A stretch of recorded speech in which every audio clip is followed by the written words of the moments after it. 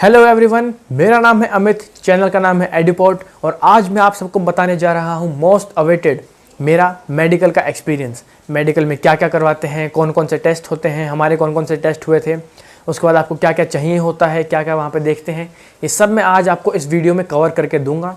तो ज़्यादा टाइम ना वेस्ट करते हुए लेट्स बिगिन।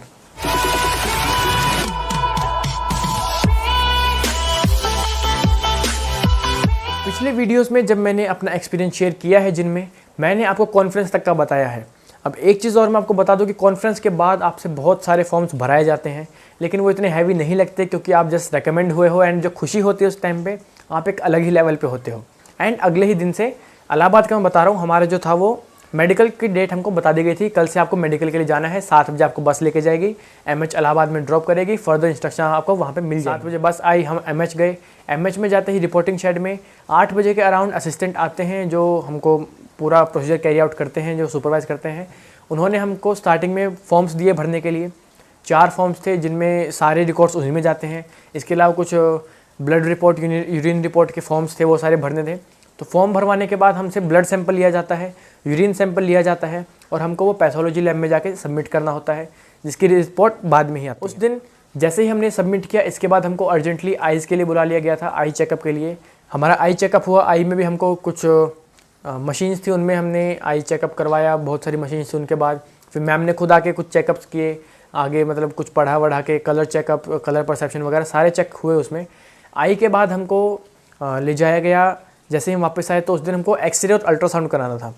अब आई में हमको थोड़ा टाइम लग गया था क्योंकि आई में क्या होता है, जब आप आई चेकअप करा के निकलते हो तो आपका जो अंदर कॉर्निया होता है, जो आपका आई होती है, वो थोड़ी एक्सपेंड हो जाती है एंड उसकी वजह से लाइट बहुत ज़्यादा आपको हार्श लगती है।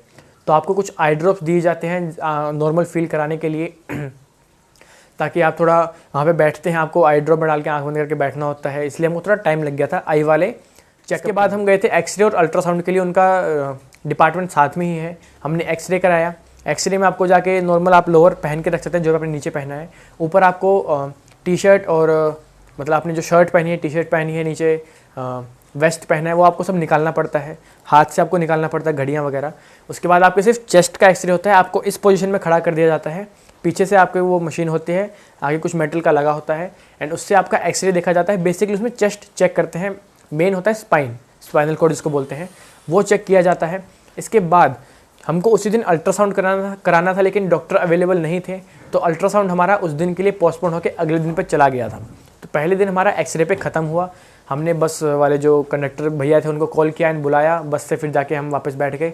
अब क्योंकि मैंने कहा था बहुत सारे फॉर्म्स भरवाने होते हैं, तो कॉन्फ्रेंस वाले दिन फॉर्म कंप्लीट नहीं हुए थे पूरे हमारे, तो हमने मेडिकल वाला जो पहला दिन था उस दिन आके बैठे एंड वो फॉर्म भरते गए एंड उसमें भी आप सोच सकते हो कि शाम हो गई थी हमको फॉर्म भरते भरते।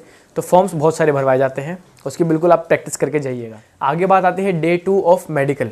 हम जब अगले दिन गए तो हमारा स्टार्ट हुआ था अल्ट्रासाउंड से ही। अल्ट्रासाउंड के लिए बोला जाता है कि पेट भर भर के पानी पी लीजिए, जब तक आप अंदर से फटने वाले ना हो इतना पानी पी लीजिए।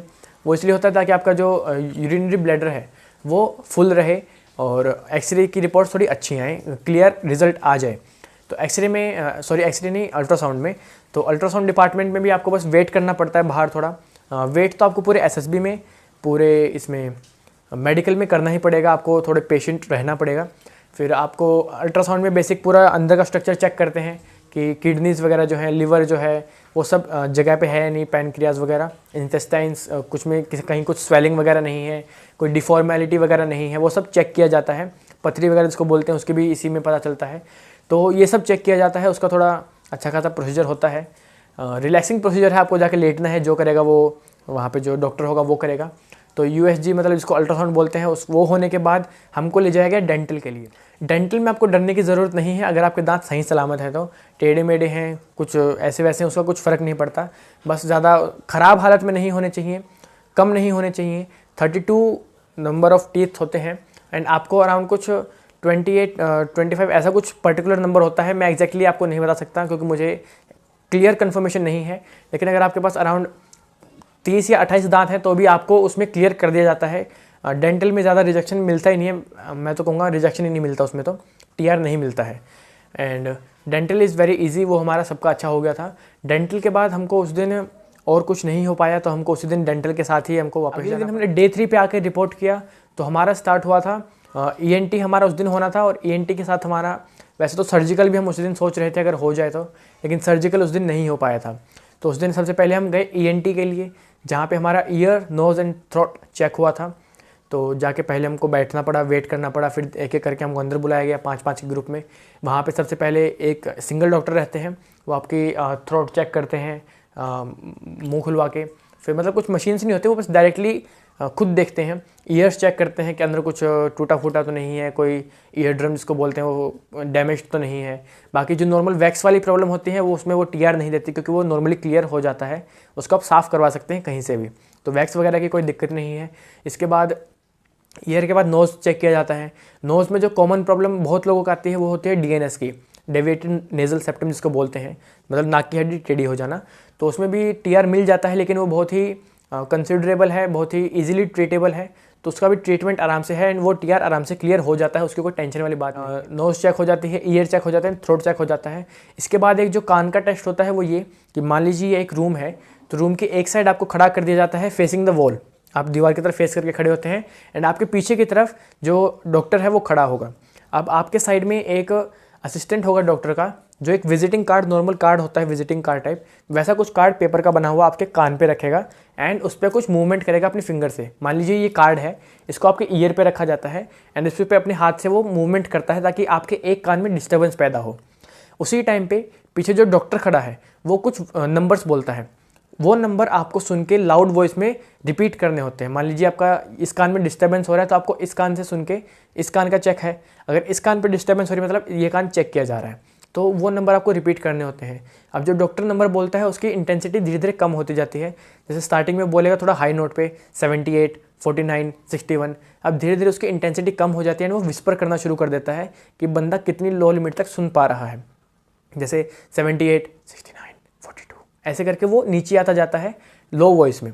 दोनों कान कैसे चेक होता है, फिर आपको ये सब करके बाहर बैठा दिया जाता है। इसमें जो ये बोलने वाला था, नंबर बोलने वाला, इसमें 2-3 मिस्टेक, 4 मिस्टेक कॉमन है, इस पर आपको कोई फ़र्क नहीं पड़ता। अगर आप बहुत ज़्यादा गड़बड़ कर रहे हैं तो शायद आपको इस चीज़ का प्रॉब्लम हो सकती है, लेकिन 3-4 मिस्टेक तक आपको क्लियर कर दिया जाता है आराम से। ENT के बाद जैसे ही हमारा ईयर नोज थ्रोट का हो गया तो हमारा मेडिकल हुआ। मेडिकल में मेडिकल इन द सेंस की जो बेसिक फिजिकल देखा जाता है उसमें हुआ। तो सबसे पहले हमको एक डिस्टेंस पे खड़ा कर दिया गया था और डॉक्टर थोड़ा दूसरे कॉर्नर में बैठे हुए थे एंड हमको वहाँ से हाथ दोनों ऐसे सामने करके चलते हुए आना था। तो बेसिक वो देखते हैं कि कुछ ऐसा क्लियर डिफॉर्मेलिटी तो नहीं दिख रही है कोई। वहाँ पे कपड़े वगैरह कुछ नहीं उतरवाते, नॉर्मल आप जो ड्रेस में जाते हो उसी में आपको ऐसे करके चल के जाना होता है। इसके बाद जैसे ही आप वहाँ पे लाइन में जाकर के खड़े होते हो तो आपकी बेसिक चीज़ें चेक की जाती हैं। आपको बोला जाएगा कि एक साइड ऐसे करके देखिए एंड डॉक्टर आके आपकी हार्ट बीट एंड कुछ कुछ चेक करता है, कहीं पे कुछ एक्स्ट्रा साउंड्स तो नहीं आ रहे हैं, वो नॉर्मल चीज़ों को चेक करता है। इसके बाद आपका BP होता है, आपकी हाइट चेक की जाती है, आपका वेट चेक किया जाता है, आपका BMI देखा जाता है। उनके पास एक पर्टिकुलर चार्ट होता है जिसके हिसाब से वो अंडर वेट या ओवर वेट का असाइनमेंट देते हैं कि अगर आपकी हाइट के हिसाब से आपका वेट कम है या ज़्यादा है, उस हिसाब से आप अंडर वेट हो, ओवर वेट हो, तो वो आपको बता दिया जाता है और उसका आपको TR मिलता है जो कि बहुत आसानी से ट्रीट हो जाता है। उसमें तो आपको ज़्यादा मेहनत वाली बात नहीं होती। तो नॉर्मल चेकअप होता है, BP चेक किया जाता है कि आपका ब्लड प्रेशर ज़्यादा हाई तो नहीं है वो होता है। तो ये था मेडिकल के अंदर मेडिकल। तो यहाँ पे हमारा ख़त्म हुआ Day 3 ENT और मेडिकल। के बाद अगले दिन जब हम आए तो वैसे तो हमारा सर्जिकल Day 3 पे ही हो जाना था, लेकिन उस दिन क्योंकि OPD डे था तो उस दिन सर्जिकल होना ईजी अवेलेबल नहीं था, तो हमको अगले दिन बुलाया गया सर्जिकल के लिए। Day 4 यानी 24 को हमने रिपोर्ट किया सर्जिकल के लिए। हम डायरेक्टली थोड़ी देर रुक के सर्जिकल के लिए गए, डॉक्टर वहाँ पे आए, हमको वहाँ पे सारे चेकअप के लिए हम एक रूम में भेजा गया एंड बोला गया कि सिर्फ अंडरवियर छोड़ के बाकी सब आपको निकालना है एंड हम वहाँ पे रेडी थे ओनली ना अंडरवियर्स।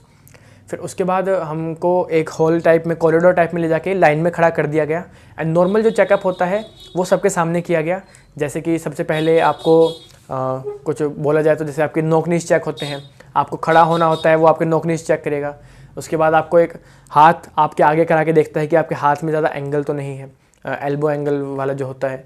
इसके बाद एक बेसिक होता है, वो आपको फिंगर्स ऐसे सामने फेस करके ऐसे बोलेगा कि आपको इसको ये करना है। तो इसमें आपका देखा जाता है, बेसिक इसको ट्रिगरिंग बोलते हैं।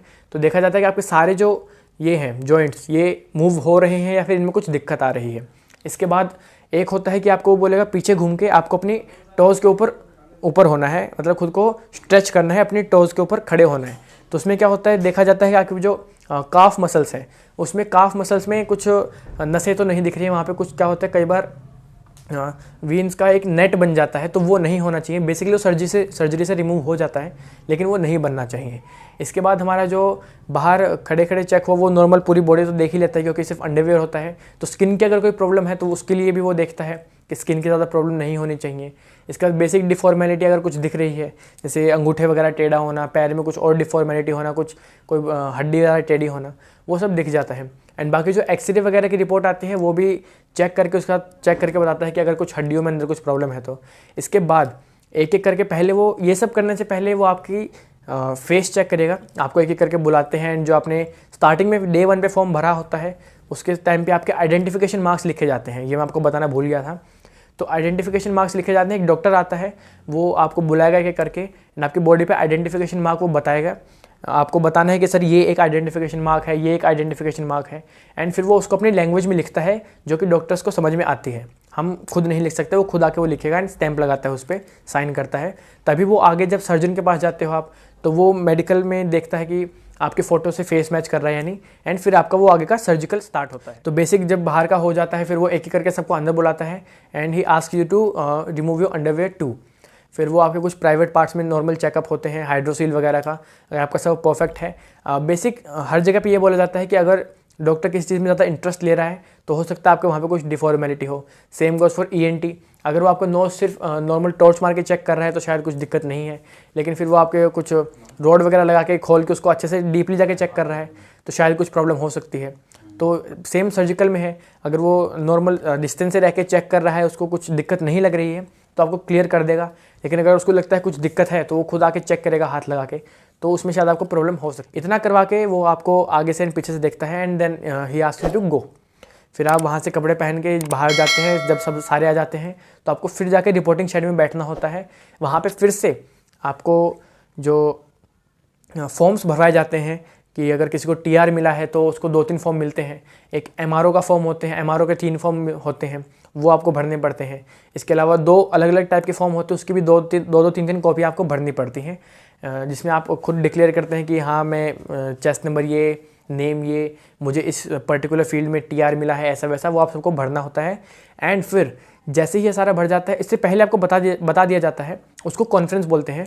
आपको बता दिया जाता है कि ये आपको इस पर्टिकुलर चीज़ में TR मिला है, एंड फिर उन्हीं फॉर्म्स में आपको सिलेक्ट करना होता है कि आप आगे कहाँ पे रिपोर्ट करोगे AMB के लिए। जो आपका SSB के बाद जो मेडिकल होता है, उसको SMB बोलते हैं, स्पेशल मेडिकल बोर्ड। एंड जो TR मिलता है, उसको आप ठीक कराने के लिए जहाँ जाते हैं, उसको AMB बोलते हैं, अपील मेडिकल बोर्ड।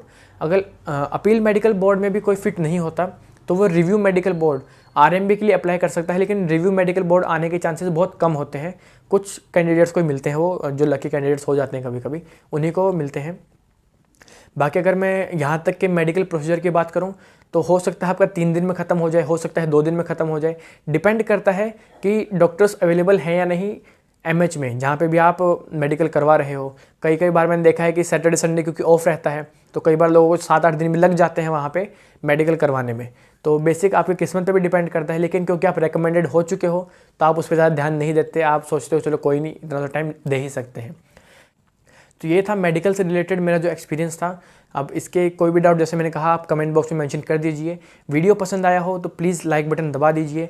एंड आगे और जो अच्छे अच्छे वीडियोज़ आने वाले हैं, उनके लिए please subscribe the channel and hit that bell icon, ताकि आपको सारे नोटिफिकेशन जल्दी से जल्दी मिल जाए एंड कोई भी वीडियो आप मिस ना करो। पसंद आ गया हो वीडियो तो प्लीज़ अपने दोस्तों को शेयर कर दीजिए, जिनके लिए ये बहुत ज़्यादा इन्फॉर्मेटिव और यूज़फुल हो सकता है। टिल देन, जय हिंद।